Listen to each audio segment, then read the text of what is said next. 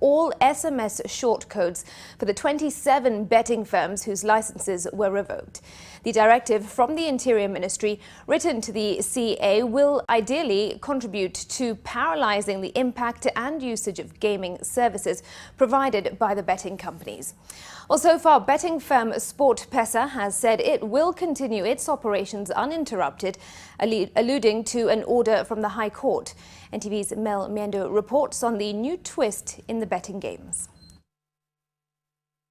Just a day after the government ordered telecommunication firms to shut down the paybill numbers and short codes of 27 betting companies whose licenses are yet to be renewed, another axe head has been aimed at the betting routes, this time on the content service provider's license end.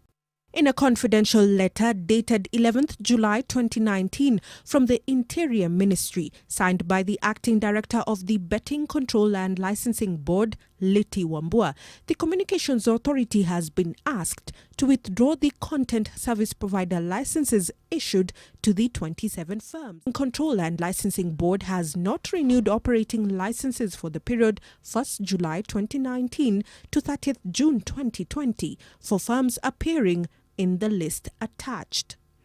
The betting firms include SportPesa, Bet-In, Betway, 1xBet and SportyBet, among others.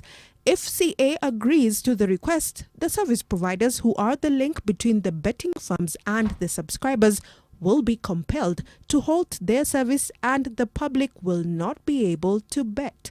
On Wednesday, the government suspended operations of the 27 betting firms, stating that the licenses were not renewed pending outstanding requirements. Additionally, it cited the need for results of the ongoing due diligence to determine if they're fit to hold licenses. The Betting and Licensing Board directed Safaricom, which is among the largest beneficiaries of betting firms, to suspend the company's paybill numbers and short codes until otherwise communicated.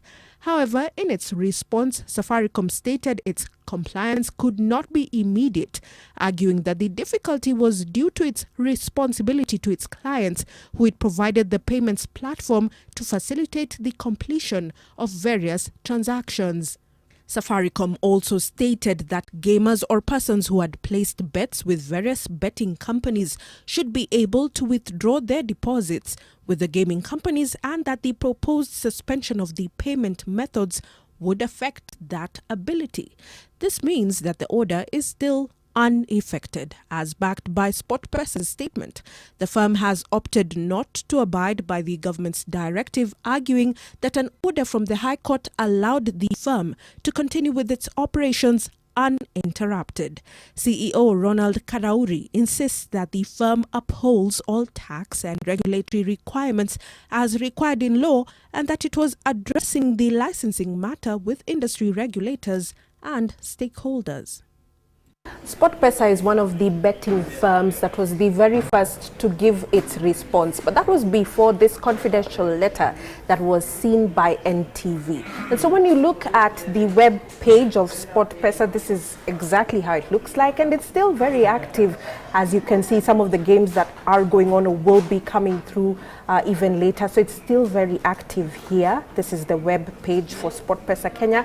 Then interestingly as well, when you come on your phone, if you have a smartphone and you'd like to probably download SportPesa app, you can easily just go to Google Play, type in SportPesa app, and as you can see, it has all these options that you can pick with the SportPesa app, and you can continue to game if you'd like. And so with regards to your smartphone use, web applications, the Communications Authority does not have control over these, and so it's something that definitely the government may have to look into even in days to come.